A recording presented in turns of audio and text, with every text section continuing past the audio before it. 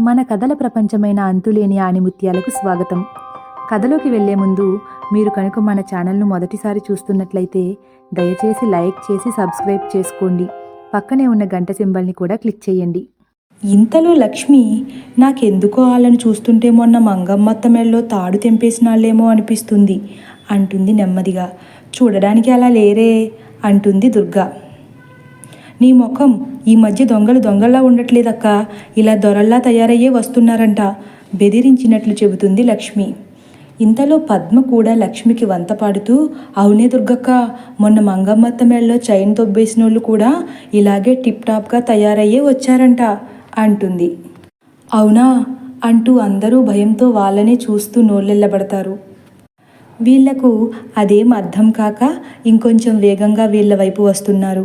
వీళ్ళు ముందుకు అడుగులు వేస్తుంటే వీళ్లను దొంగలనుకుని ఆ ఆడవాళ్ళు వెనక్కి అడుగులు వేస్తూ, వసే మన వైపే వస్తున్నారే వాళ్ళు, ఆ నల్ల చొక్కా వేసుకున్నోడైతే మొత్తం దొంగ కోళ్ళు పట్టేవాడిలానే ఉన్నాడే అంటుంది దుర్గా.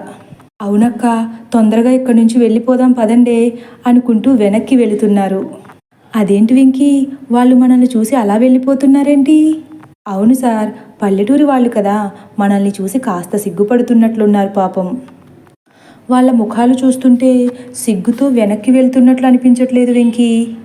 మీకు అన్ని అనుమానాలే సార్, వాళ్ళు ఎలా వెనక్కి వెళ్ళినా మనం మాత్రం ముందుకు వెళ్ళక తప్పదు, కాస్త ఫాస్ట్గా పదండి అంటూ కాస్త నడకలో వేగాన్ని పెంచాడు. వీళ్ళ వేగాన్ని గమనించిన వాళ్ళు ఇంకా భయపడిపోయారు. అక్క, వాళ్ళు వచ్చేస్తున్నారు, తొందరగా పదండి అని దుర్గా అనగానే ఒక్కసారిగా మెరుపు తీగల్లా ఉరుక్కుంటూ కింద మీద పడుతూ ఎవరి ఇళ్లలోకి వాళ్ళు క్షణంలో జారుకుంటారు. వీళ్ళు మాత్రం వాళ్ళ పరుగులు చూసి ఆశ్చర్యపోయి ఉన్న చోటే ఆగిపోతారు. వెనక ఎవరినైనా చూసి పరిగెత్తారా అన్నట్లు వెనక చూస్తారు. వెనకాల ఎవరూ లేకపోయేసరికి, అదేంటి వెంకీ, వాళ్ళు మనల్ని చూసి అంతలా జడిసిపోతున్నారు, మన ముఖాలు మరీ అంత భయంకరంగా ఉంటాయా సార్? ఇప్పటి వరకు లేవనే అనుకున్నాను వెంకీ, కానీ వీళ్ళ పరుగులు చూశాక నాకు అనుమానంగానే ఉంది అని అక్కడే ఆగిపోయి మాట్లాడుకుంటున్నారు. ఇంతలో ఆ ఆడవాళ్లు వెళ్ళిన ప్రతి ఇంట్లోంచి ఒక్కో మగ వ్యక్తి చేతిలో పెద్ద కర్రలు పట్టుకుని రావడం కనిపిస్తారు. వాళ్ళు ఒక చేత్తో లుంగీని పైకి పట్టుకుని ఇంకో చేత్తో పెద్ద కర్రను పట్టుకుని రౌడీల్లా నడిసొస్తుంటే వాళ్ళెందుకు పరిగెత్తినట్లు, వీళ్ళెందుకు ఆవేశంగా వస్తున్నట్లు అయోమయంగా ముఖం పెడతాడు చక్రపాణి. అయ్యో, మీరు నాకన్నా అయోమయంలా ఉన్నారేంటి సార్, వాళ్ళు మనల్ని దొంగలనుకుంటున్నట్లున్నారు, వెనక్కి పోదాం పదండి సార్ అని 2 అడుగులు వెనక్కి వేస్తాడు. చక్రపాణి కూడా వచ్చే వాళ్ళ ఆవేశం చూసి భయపడి వెనక్కి అడుగులు వేస్తున్నాడు. వాళ్ళు వేగాన్ని పెంచి, ఆగండ్రా దొంగ వెదవల్లారా, ఆడోళ్ళ మెళ్ళలో తాళ్ళు లాగేద్దామని వచ్చారా అని కళ్ళెర్ర చేసి పెద్దగా అరుచుకుంటూ పరిగెత్తేసరికి, సార్ ఇంకా నడుస్తున్నారేంటి సార్, పరిగెత్తండి తొందరగా అని పరుగు లంకించుకుంటాడు వెంకీ. నేను కూడా వస్తున్నాను ఉండు వెంకీ అంటూ చక్రపాణి కూడా ఎంత వేగంగా పరిగెత్తగలడో అంత వేగంగా పరిగెడుతున్నాడు. ఆగండ్రా, ఈరోజు మీరు మా చేతుల్లో చావాల్సిందే అంటూ వీళ్ళు కూడా అంతే వేగంగా పరిగెడుతున్నారు. వెంకీ ఆయాసపడుతూ, అడ్రస్ కోసం వస్తే అలా ఎలా చంపేస్తారు సార్ అంటాడు. దీనంతటికీ కారణం నువ్వే కదా, ముందు నిన్ను చంపేయాలి. అయ్యో, వాళ్ళకు దొరికితే ఇద్దరిని చంపేస్తారు, తొందరగా కారు ఎక్కేద్దాం పరిగెత్తండి సార్ అని కారులో ఎక్కి కూర్చుంటాడు. చక్రపాణి కూడా వాళ్లకు దొరకకుండా కారు ఎక్కేసి కారు వేగంగా ముందుకు పోనిస్తాడు. వాళ్ళలో ఒకడు, తప్పించుకున్నారా నా కొడుకులు అని కోపంగా కర్ర విసిరేసరికి అది కారు అద్దానికి తగిలి పగిలిపోతుంది. అది చూసి ఆశ్చర్యపోయిన వెంకీ, అమ్మా ఏం వేశాడు సార్, వీడెవడో కానీ ఒలింపిక్స్కి వెళ్తే గోల్డ్ మెడల్ వస్తుంది సార్ అంటాడు ఆశ్చర్యంగా.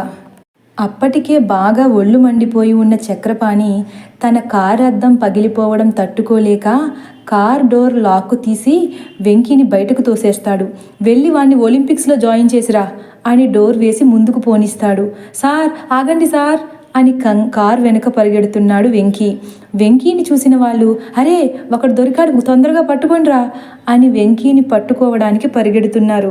సార్ ఆగండి సార్, వీళ్ళు రన్నింగ్ రేస్లో కూడా ఫస్ట్ వచ్చేలా పరిగెడుతున్నారు సార్, దొరికితే చంపేసేలా ఉన్నారు సార్, డోర్ తీయండి సార్ ప్లీజ్ సార్ అని వెంకీ ప్రాధేయపడుతూ పరిగెడుతున్నాడు. అయితే వాళ్ళందరినీ కూడా ఒలింపిక్స్లో జాయిన్ చేసిరా అంటాడు కోపంగా చక్రపాణి.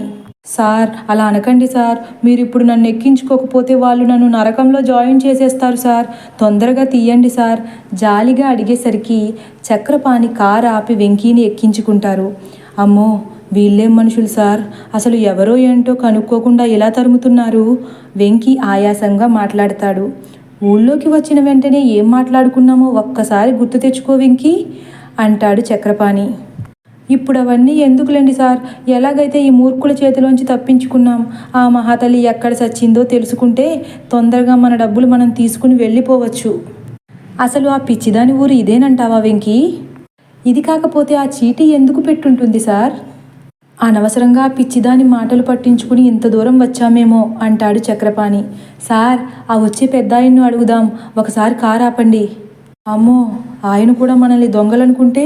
అలా ఏం అనుకోడు సార్, అయినా 3 కొప్పులు కలిస్తేనే ప్రమాదం అంటే మనం 10 కొప్పులు ఉన్న చోటుకి వెళ్ళాం, అందుకే అలా జరిగింది.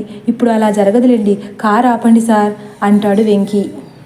తెల్ల పంచ కట్టుకుని సైకిల్ మీద వస్తున్న ఆ పెద్దాయన దగ్గర కారు ఆపుతాడు చక్రపాణి. వెంకీ, వెళ్ళి అడుగు. వెంకీ కారు దిగి, ఇదిగో పెద్దాయన, ఈ ఊళ్ళో తింగరాజు అప్పలమ్మదేవి గారి ఇల్లెక్కడా అంటాడు. ఆ ముసలాయన వీళ్ళ వంక విచిత్రంగా చూస్తూ, అదేం పేరది, అంత విచిత్రంగా ఉంది, ఆ పేరుతో మా ఊళ్ళో ఎవరూ లేరు అంటాడు చికాకుగా. ఆ మాటతో వెంకీలో ఒక్కసారిగా నిరుత్సాహం. రెండోసారి అడగడానికి భయమేసి, సరే థ్యాంక్స్ అని చెప్పేసి కారు ఎక్కేస్తాడు. ఏమన్నారు వెంకీ? ఆ పేరు గల వాళ్ళెవరూ ఈ ఊళ్ళో లేరన్నారు సార్, ఆ అప్పలమ్మ మనల్ని మోసం చేసిందేమో సార్ అంటుండగా వెంకీ ఫోన్ రింగ్ అవుతుంది. హలో, ఎవరు? నీరసంగా అడుగుతాడు వెంకీ. హలో, నేను అప్పలమ్మని. మేడం, మీరా? ఎక్కడున్నారు? మీ ఊళ్ళోనే ఉన్నాం, మీ ఇల్లెక్కడా ఆతురతగా అడుగుతాడు వెంకీ. మీరు కొంచెం ముందుకొస్తే రోడ్డుకు కాస్త లోపలికి ఎడం పక్కన ఒక పెద్ద మేడ కనపడుతుంది, అదే మా ఇల్లు, వచ్చేయండి అంటుంది అప్పలమ్మ. చాలా థ్యాంక్స్ మేడం, ఇప్పుడే వచ్చేస్తాం అంటూ ఫోన్ పెట్టేసి, సార్, అప్పలమ్మ ఫోన్ చేసింది సార్, అడ్రస్ చెప్పింది, కాస్త ముందుకు వెళితే రోడ్డుకు ఎడమ పక్కన ఒక పెద్ద మేడ ఉంటుందంటే సార్, అక్కడ ఆపండి అంటాడు వెంకీ. అలా 5 నిమిషాలు ప్రయాణించిన తర్వాత, వెంకీ, అదిగో అదేనంటావా? సడన్ బ్రేక్ వేస్తాడు చక్రపాణి. అదే అనుకుంటా సార్, కానీ బాగా పాడుపడిన బంగ్లాలా ఉందేంటి సార్? ఆ బంగ్లా చుట్టూ చెట్లు తుప్పలు బాగా పెరిగిపోయాయి, అసలు అందులో మనుషులు ఉంటారంటావా? అదే సార్, నాకు అదే అనిపిస్తుంది, చూడడానికే భయం వేస్తుంది. ఇది అయ్యుండదులేండి, కాస్త ముందుకు పోనివ్వండి అనేలోపు మళ్ళీ వెంకీ ఫోన్ మోగుతుంది. హలో, ఎవరు? ఆ బంగ్లా వైపే చూస్తూ అడుగుతాడు వెంకీ. నేనే అప్పలమ్మని మాట్లాడుతున్నాను, ఇక్కడే, మీరు చూసిందే మా ఇల్లు, దిగి లోపలికి రండి, మీకోసం ఎదురు చూస్తున్నాను అంటుంది అప్పు. అదేనా మేడం, ఆ ఇల్లు బాగా పాడుబడిన ఇల్లులా ఉంది, అందులో ఎలా ఉంటున్నారు మేడం? అవన్నీ నీకు అనవసరం, నీకు డబ్బులు కావాలంటే నా ఆత్మకథ రాసిన పుస్తకాన్ని తీసుకురండి అంటుంది. సరే మేడం, వస్తున్నాం. సార్, దిగండి, అదే వాళ్ళ ఇల్లంట అని వెంకీ బుక్ చేత్తో పట్టుకుని కిందకు దిగుతాడు. చక్రపాణి కూడా దిగుతాడు. ఆ ప్రదేశం చాలా నిర్మానుష్యంగా ఉంది. అప్పుడప్పుడే చీకటి కూడా పడుతుండడంతో అప్పలమ్మ ఆ ఇంట్లో ఉందని తెలిసి కూడా వెంకీ చక్రపాణిలు ఆ ఇంటి వైపుకు వెళ్ళలేకపోతున్నారు. మీరు ముందు పదండి. ఏంటి వెళ్ళేది, నువ్వే ముందెళ్ళు అని వెంకీని ముందుకు తోస్తాడు చక్రపాణి. అలా ఎలా కుదురుతుంది సార్, మీరు వయసులో పెద్దవారు, పైగా మా గురువుగారు, మీ అడుగుజాడల్లో నేను నడవాలి కానీ మీ ముందు నడుస్తుంటే ఏం బాగుంటుంది చెప్పండి అంటాడు తెలివిగా. నీ వెధవ తెలివితేటలు నా దగ్గర చూపించకు వెంకీ, పద, ఇద్దరు చేతులు పట్టుకుని కలిసి వెళ్దాం అని వెంకీ చెయ్యి గట్టిగా పట్టుకుంటాడు చక్రపాణి. ఏంటి సార్, మీరేదో పెద్ద ధైర్యవంతులు అనుకున్నాను, మీరు నాకన్నా పిరికివారిలా ఉన్నారే నవ్వుతాడు వెంకీ. ఎక్కువగా నవ్వకు వెంకీ, టైం వేస్ట్ చేయకుండా ముందుకు పద అంటాడు చక్రపాణి కాస్త కోపంగా. ఇద్దరూ ఆ గడ్డి తుప్పలను తప్పించుకుంటూ భయంగా ముందుకు అడుగులు వేస్తున్నారు. వెనక నుంచి కుక్కలు పెద్దగా అరుస్తున్నాయి. నెమ్మదిగా ధైర్యం కూడగట్టుకుని ముందుకు నడుస్తున్నారు. ఇక కాస్త దూరంలో ఇంటి ప్రాంగణంలోకి వెళ్ళిపోతామనగా, ఓయ్ బాబూ, ఒక కేక వినిపిస్తుంది. వెనక్కి తిరిగి చూస్తారు. ఒక 40 ఏళ్ల వయసు దాటిన ఆడమనిషి నుదుటన పెద్ద బొట్టు, ఎర్రని చీరకట్టుతో నుంచుని ఉంది. వీళ్ళు ఆవిడ వంక తీక్షణంగా చూస్తున్నారు. ఎవరు కావాలి మీకు అంటుంది మళ్ళీ. మేము అప్పలమ్మాదేవి గారి గురించి వచ్చామండి. ఆవిడను కలవడానికి వెళుతున్నాం అంటాడు వెంకీ. వెళ్తే చస్తారు. అప్పలమ్మాదేవి చచ్చి 100 ఏళ్ళు దాటిపోతుంది. వెనక్కి రండి అని కళ్ళెర చేస్తుంది ఆ పెద్దావిడ. తదుపరి భాగాన్ని తొందరలోనే అప్లోడ్ చేస్తాము. Thank you for watching.